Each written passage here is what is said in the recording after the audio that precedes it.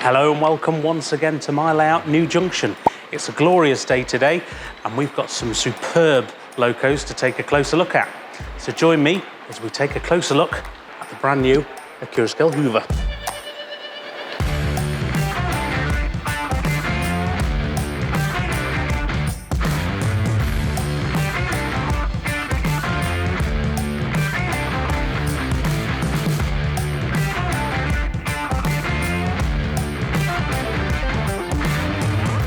So Accurascale is becoming quite renowned now for bringing in mainline diesels to market. Its valiant attempt at recreating old favourites is truly quite astonishing. So when they announced the Class 50 some 2.5 years ago with an RRP of £189.99 for DC ready, or £299 for DC sound fitted, it was quite a shock to the market. But wind the clock forward and they're here. Let's go and have a closer look and see if they live up to our expectations.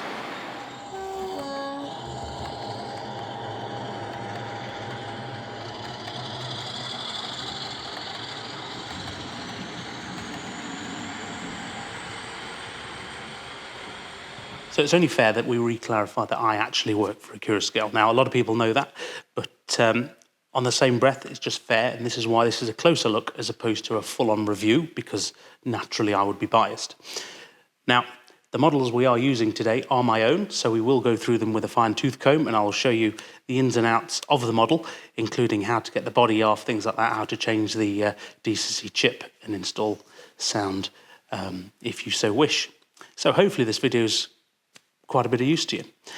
So the first thing we will start with is how furious the new Accurascale Class 50 made some people last week.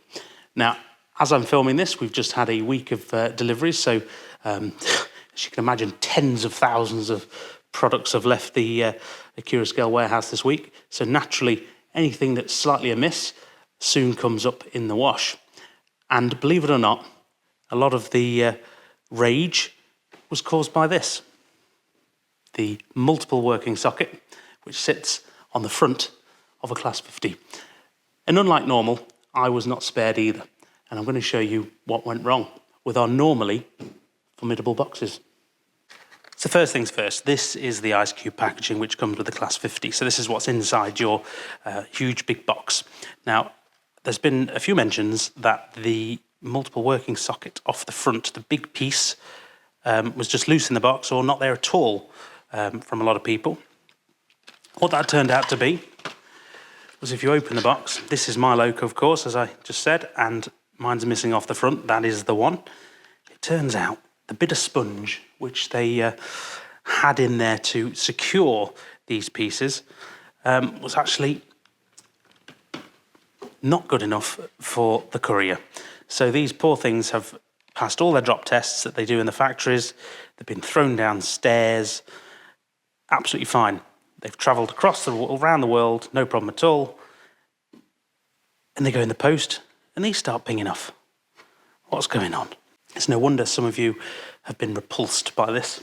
If you've faced similar with your multiple working socket pinged off, Accurascale will act defiantly in the face of these issues and act swift-sure to be able to sort you out. So you can either, if you've suffered this yourself, you can either glue it back on with a bit of PVA, you can get in touch with a spare, or ultimately, if you really don't want to do it, you can send it back and they'll fix it for you. Always get in touch with Accurascale support, first port of call. Right, that said, let's have a play.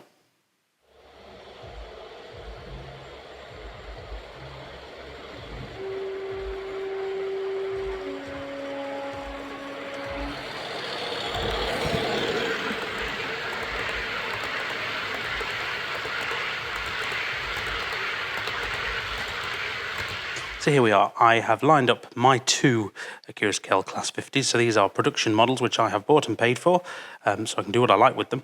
This one is a sample, and I was going to use it just to show you some of the differences from the final production model that we all saw to the actual production samples. So I have 50017 Royal Oak, as seen on the Great Central Railway, and I also have 5008 Thunderer in the Hanson and Hall Rail Adventure livery.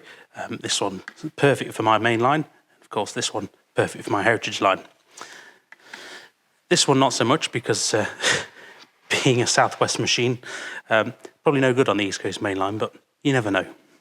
So as you can see, the Class 50 has a very unique nose to it. Now, it's probably been one of the more difficult parts to capture, particularly around the windscreens and the nose here. With all Accurascale models, they are scanned first, and then that's scaled down and turned into CAD. So in terms of shape, you get what the real thing that was scanned looks like, so quite literally, warts and all. And I think this has probably been one of the areas which has really changed since the previous favourite 50 with the Hornby model, which is, I believe, now 20 odd years old. And that one has really stood the test of time. So there was a lot of pressure on this, get it right, because no one's going to switch or want to switch if it's not 100%. So I come to the roof area on the Class 50, and of course there are some subtle changes, not to mention Accurascale's trademark magnetic roof, which allows you to see the chip, the speaker, etc. So it's particularly easy if you want to switch chips or use different chips in different locos. It's really easy to take out. Also, we see, again, a working fan here on the Accurascale model. Now, it did cause a bit of confusion. The actual walling on the inside of the fans on all the final production samples, as you can see, was a grey. So basically, the factory coloured it in the same colour as the roof, where in reality, they've all got sort of a grey inner wall. Now, this was correct now for the production model, but it did cause a bit of confusion. So I thought I'd point it out. We also see for the first time the fiberglass roof square. Now, this is accurate to the prototype, but now in the real thing, you get a lovely sense of daylight on the inside, thanks to this panel. So I think we can establish it looks like a 50, but what else do you get for your money? Now, it's not just about recreating the real thing in miniature, it's also about making it perform and behave like the real thing in miniature as well. So for your money, you do get an excellent suite of technology packed into this locomotive. Now, if we start from the front, you get a full lighting suite. You can control all the lighting. You get desk lights, cab lights in there as well. You've got hall sensors above the bogie to control the flange squeal. You've got twin speakers, as you'd expect with an Accurascale model. Stay alives, which is always nice. And sometimes you do forget to clean your track with stay alives. You get used to them. Of course, these models come with working fans as well. Now, on DC, you can just turn them on or off using the switches underneath the blanking plate. I think it's switch 7, but don't hold me to that. And then with DCC sound, the fans mimic the real fans in the real world because they are temperature controlled. So they're not on all the time. They work with how hard the loco is working. So usually if you've had a longer running session, they'll come on, or if the locomotive is spooling down, they'll come on, things like that.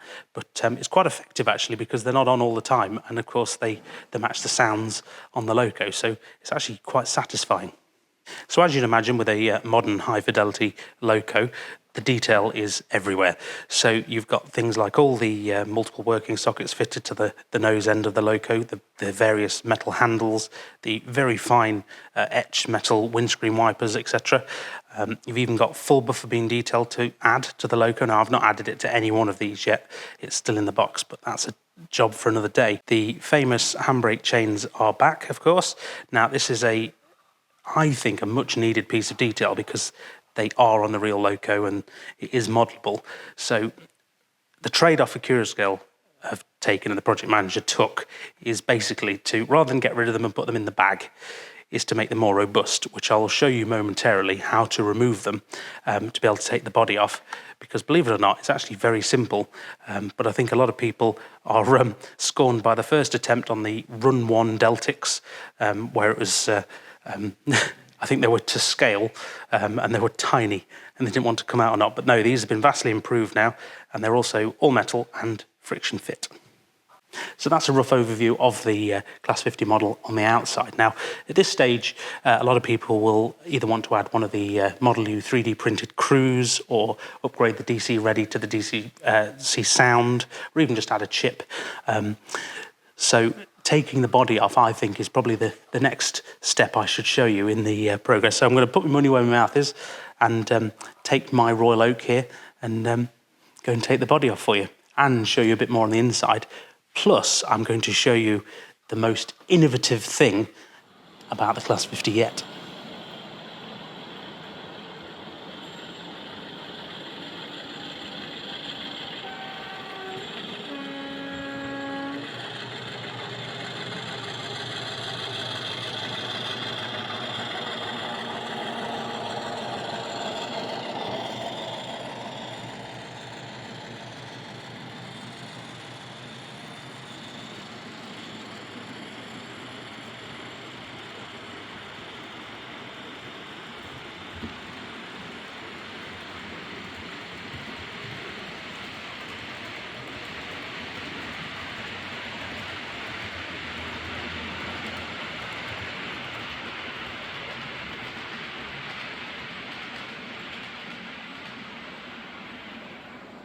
Right, so you've got your brand new Class 50 in front of you and you're in need of taking the body off.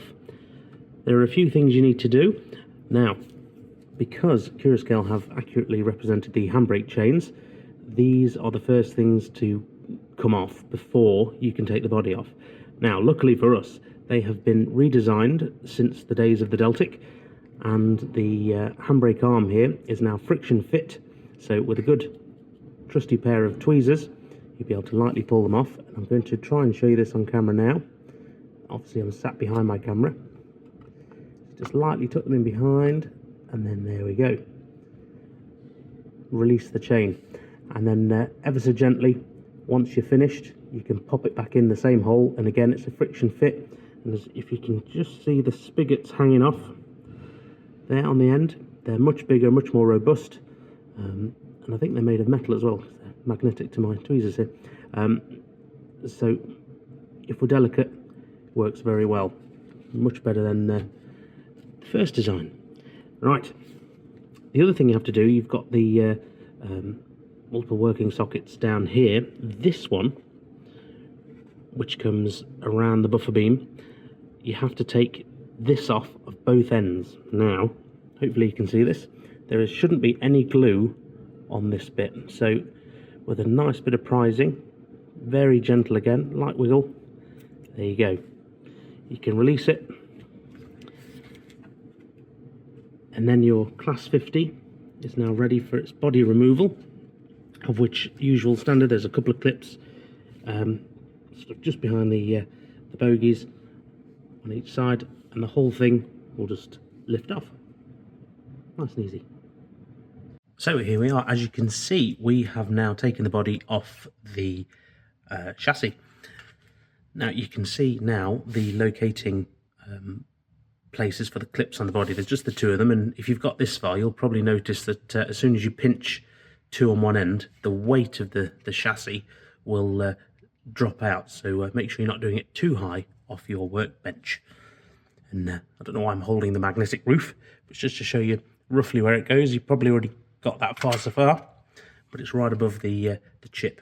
So it's worth remembering, if you have a sound fitted version like I do here, it already comes with the ESU Loxam 5 chip loaded with the sound file and the mapping, etc., and it comes with the dual speaker. So you get the giant Accura Thrash speaker, and then there's a sugar cube just underneath here, pre-installed. Now, if you are purchasing the DC Ready loco, you will not have this chip. You'll have a blanking plate, and you won't have this speaker. So if you want to upgrade, you have to buy the chip, you have to buy the speaker, and the two clips. There are 3 purchases, all available on the Accurascale website.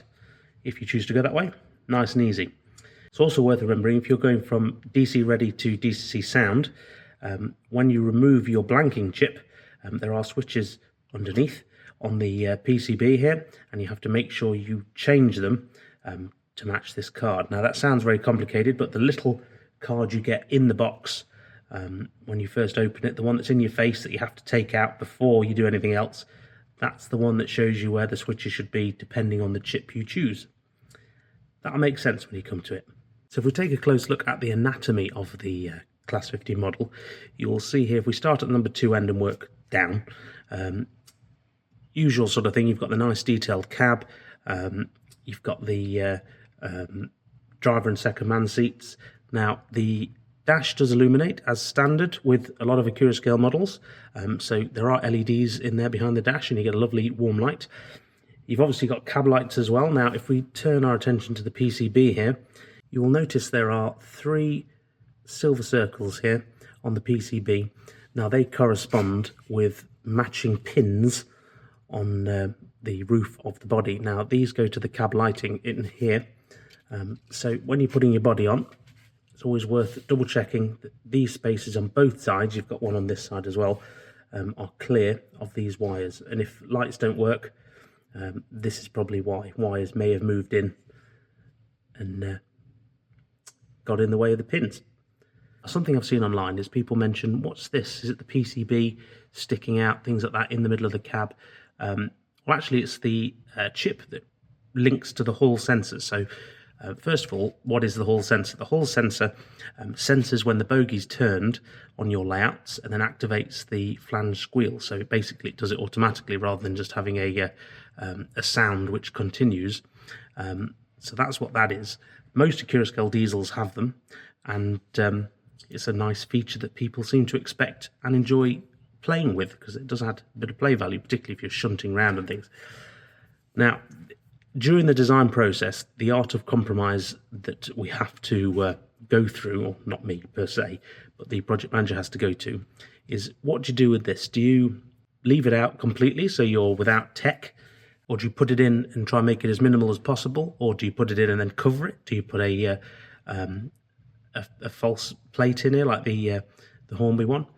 Or do you design it accurately so you can still see through the corridors, things like that? The decision, I should say, was made.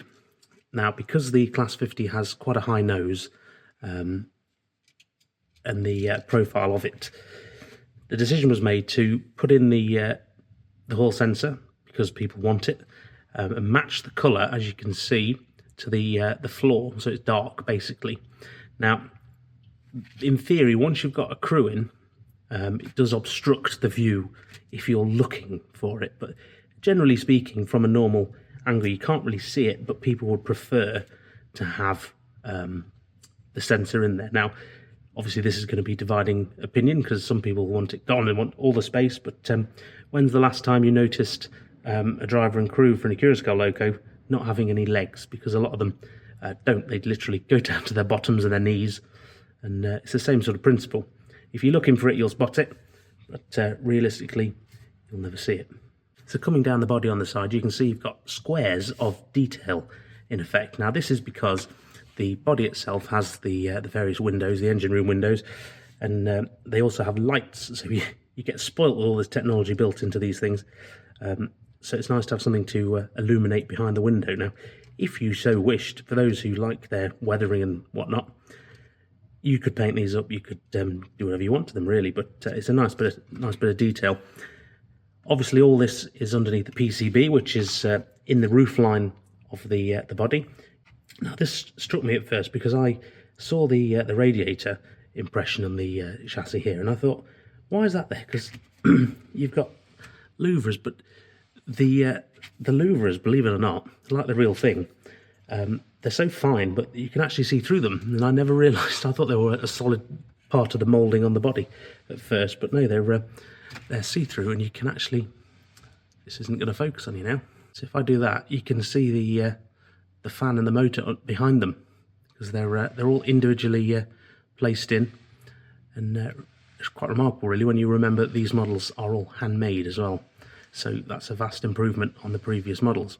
So we come to the what is the front of the loco, per se, the number 1 end. Now, it's pretty much reversed from the number 2 end. However, you'll notice just here you have 5 of the silver circles on the end of the PCB here. Now, this is because the current also drives the lighting in the cabs, etc. But also now, all Accurascale diesel models, where applicable, have a working fan. As you can see, there is the fan. Same again, you've got the nice plugs in there. The camera doesn't like this light box. Got the nice plugs in there, and of course they have to touch again for it all to work. And there we go, that's the rough anatomy of what's a part of your Class 50. Now, behind the die-cast lump here, you've also got the motor with the twin flywheels and the drive shafts that go to the gearing towers, which then drive all the wheels. They're all-wheel drive, so it's a very heavy loco, and it's perfectly capable of pulling anything you want behind it. Increasingly, new rolling stock as well is coming out, and it's more accurate and heavier again, so you need good engines to pull it. And there we are. So all you do is you'd add your crew, and if you're upgrading the speaker and sound, they're all just push fit. You can see the speaker socket just here for those who are upgrading, and yeah, nice and easy. Get it all done, pop the body back on, and the only thing to be aware of, obviously, like I said, making sure the cables are out the way for the body going on, and then take your time putting the friction fit chains back on. And now I've put the body back on, and because I'm an absolute sucker for punishment, I'm going to show you how I replace the handbrake handle. Now, as you can see, you get them dangling, make sure they're not fouling on the bogies at any point, and you just want to gently, I'm just trying to gently get the handbrake arm in the right position. Now you can see I'm now holding it with the spigot facing down. I'm going to just roughly line up the hole, push that in, and then I'm going to press it home with the tweezers, and that is enough to hold it in place for running, etc. You just want to just double check the chain isn't fouling on any of the bogie before you upright the loco. So when it's horizontal, all will be well. Right, so it's time to put this jumper cable back in. Now, using my finger to create the arc, the angle, I'm going to grab the tweezers, push that back in, gently just make sure it sits home, and there we go. I can now breathe again. So now the chains and the jumpers are back on, it gives me a chance just to briefly talk about the most innovative feature on this brand new Class 50. Now, this solely is a reason to invest in this one over previous models, let alone the RRP difference. We'll talk about that later. Now, all models in double O gauge are stuck with the minimum requirement to be able to go around radius 2 curves. Now, the Class 50 in its design, the body side sits lower than the top of the wheels in reality. So the model, out of the box, has to sit slightly taller so the bogies can make the turn, and as you can see, the wheels will come out, so they have to be able to basically turn further than they would in reality, which is great if you've got tight curves like me, or you've got second radius curves, basically. However, Accurascale, clues in the name, striving for accuracy and pushing the boundaries, we're not happy with this. So for a lot of people who have sort of fine scale track work, let's put it that way, so not second radius curves, you can actually get a wheel conversion kit and lowering kit. Now they are just one kit, so you can get them for P4, EM and double O. In effect, what you get is true to scale wheels, which drops it down, but also, if I can show you this, so it's very difficult to see without taking my Class 50 apart, but I'm going to try my best. Underneath the body, as part of the metal chassis, you can see the number 2 next to a screw. So that, just there, above the number 2, or to the left of number 2 as you're looking, is the pivot point for the whole bogie. Now, what they sell, or what also comes with the kits, is new pivot points. Basically, they're lowering kits, so they're thinner, so therefore the bogie, as it's reinstalled, lifts further up into the body along with the new wheel sets. So therefore, the Class 50 is no longer raised, and the body sits where it should do on true to scale wheels. On top of that as well, because I think that's really good, you also get, turning you over again, all the brake detail, things like that, that come with the model that fit these wheels.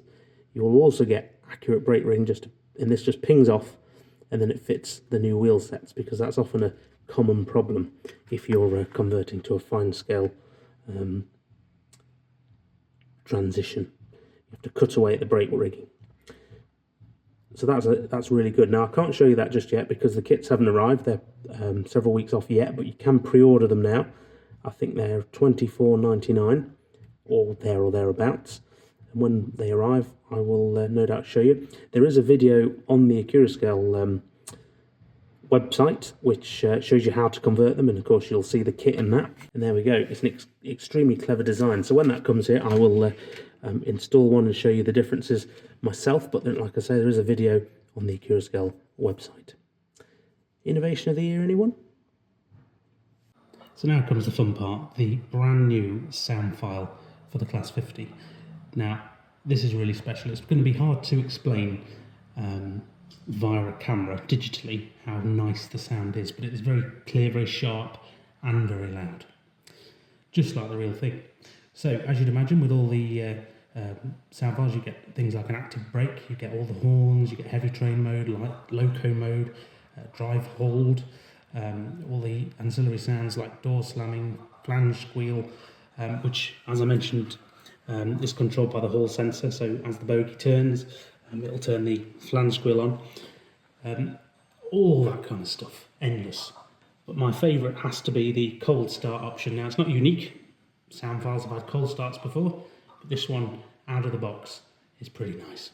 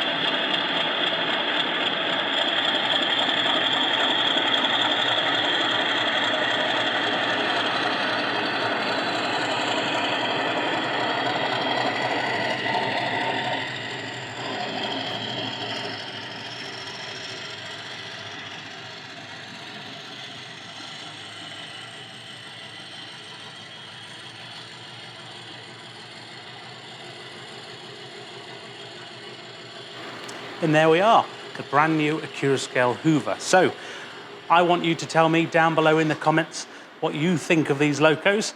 Are you going to get one? Are you interested in getting one? Or are you going to stick with your previous brand? Do let me know. Right, I'm now going to enjoy playing trains and continue work here on the layout. Hopefully you've enjoyed this video. I'll put all the relevant links down below. And of course, if you're struggling to find one, if you want one, don't forget to check out your local retailer stockists for spare surplus stock, because as I'm filming this, They are flying out the door. Right. Thank you as ever for watching. Do take care, and I'll see you very soon in the next one. Bye for now.